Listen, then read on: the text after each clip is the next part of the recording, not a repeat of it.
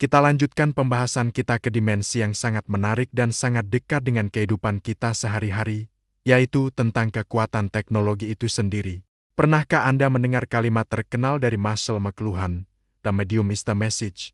Kalimat ini sangat provokatif karena menyatakan bahwa media itu sendiri, terlepas dari apa isinya, sebenarnya lebih mempengaruhi manusia daripada pesan yang disampaikannya. Inilah inti dari teori determinisme teknologi dan ekologi media yang akan kita bahas bersama dampak jangka panjangnya melalui teori kultivasi. Kita akan melihat bagaimana gadget di tangan kita sebenarnya sedang membentuk ulang siapa kita, bagaimana kita berpikir, bagaimana kita merasa, dan bagaimana kita berinteraksi dengan Tuhan serta sesama manusia dalam kehidupan sehari-hari. Mari kita bedah teori determinisme teknologi secara lebih mendalam. McLuhan berargumen bahwa setiap penemuan teknologi media baru akan mengubah cara manusia berpikir, merasa, dan bertindak secara mendasar. Perubahan dari budaya lisan ke budaya tulisan mengubah cara kita mengingat dan mengorganisir pikiran secara linier. Perubahan ke media elektronik seperti televisi mengubah cara kita memandang dunia menjadi sebuah global village atau desa global di mana semua orang terhubung secara instan tanpa batas geografis. Dan sekarang, era digital dengan media sosialnya mengubah cara kita beragama dan berinteraksi sosial secara radikal. Coba perhatikan fenomena dakwah di TikTok atau Instagram Reels yang durasinya sangat pendek.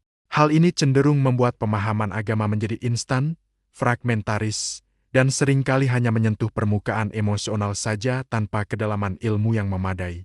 Ini sangat berbeda dengan tradisi belajar di pesantren melalui kitab kuning yang menuntut ketekunan, analisis mendalam, dan waktu yang lama. Teknologi telah mendeterminasi cara kita mengonsumsi ilmu agama menjadi lebih dangkal dan cepat saji. Namun, Islam memberikan perspektif yang lebih seimbang melalui konsep al-kalam. Teknologi hanyalah alat atau wasilah, sebuah perantara yang netral pada asalnya. Manusia tetap memiliki kehendak bebas atau ikhtiar untuk menggunakan alat tersebut untuk tujuan yang baik atau buruk. Kita tidak boleh menjadi budak teknologi yang dikendalikan oleh algoritma, tapi kita harus menjadi tuan atas teknologi untuk tujuan dakwah yang mulia. Di era new media dan computer mediated communication (CMC), interaksi kita tidak lagi terbatas oleh sekat ruang dan waktu. Dakwah virtual memungkinkan kita menjangkau audiens di pelosok timur Indonesia atau bahkan di luar negeri hanya dengan satu klik saja. Namun, kita harus sangat waspada terhadap sisi gelapnya. Seperti hilangnya adab dalam berkomunikasi karena merasa anonim di dunia maya, atau munculnya fenomena cyberbullying dan fitnah digital yang sangat jauh dari akhlak Islam. Kita harus tetap menjaga muruah dan integritas kita di dunia maya sebagaimana di dunia nyata. Selanjutnya, apa dampak jangka panjang jika kita terus-menerus terpapar oleh media tertentu dalam waktu yang lama? Disinilah teori kultivasi dari George Gerbner masuk untuk menjelaskan fenomena ini secara sosiologis. Teori ini awalnya meneliti dampak televisi terhadap persepsi realitas audiens. Gerbner menemukan fenomena yang disebut mean world syndrome atau sindrom dunia yang kejam. Orang yang menonton televisi lebih dari 4 jam sehari cenderung menganggap dunia ini jauh lebih berbahaya, penuh kekerasan, dan menakutkan daripada kenyataan yang sebenarnya. Mengapa? Karena televisi penuh dengan berita kriminal, konflik, dan kekerasan demi mengejar rating yang tinggi. Dalam konteks penyiaran Islam, jika media kita terus-menerus menampilkan perdebatan antar firqah yang keras atau konflik agama tanpa solusi yang menyejukkan, maka audiens akan terkultivasi menjadi pribadi yang penuh curiga, intoleran, dan mudah merasa terancam oleh perbedaan yang ada. Ini adalah bahaya kultivasi negatif yang harus kita hindari. Sebaliknya, kita memiliki peluang besar untuk menggunakan kekuatan kultivasi ini untuk tujuan positif yang konstruktif bagi umat. Media penyiaran Islam harus mampu mengkultivasi nilai-nilai kesalehan, kedamaian, optimisme, dan harmoni sosial. Jika audiens terus-menerus terpapar dengan konten yang menunjukkan keindahan akhlak, kisah-kisah inspiratif tentang kebaikan, dan harmoni sosial di tengah perbedaan, maka persepsi mereka tentang realitas akan menjadi lebih positif dan menyejukkan.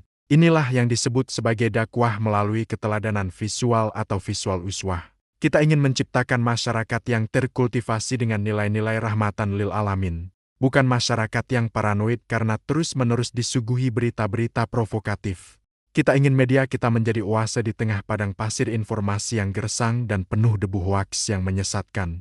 Kita ingin membangun optimisme umat melalui layar kaca dan layar gadget mereka. Rekan-rekan mahasiswa, tantangan kita di era digital ini adalah bagaimana menjaga keseimbangan antara kecepatan teknologi dan kedalaman makna pesan yang disampaikan. Kita tidak boleh anti teknologi karena itu mustahil di zaman sekarang, tapi kita juga tidak boleh kehilangan substansi nilai agama kita demi mengejar viralitas semata. Kita harus mampu merancang strategi penyiaran yang memanfaatkan kecanggihan media namun tetap berpijak pada prinsip-prinsip etika Islam yang kokoh.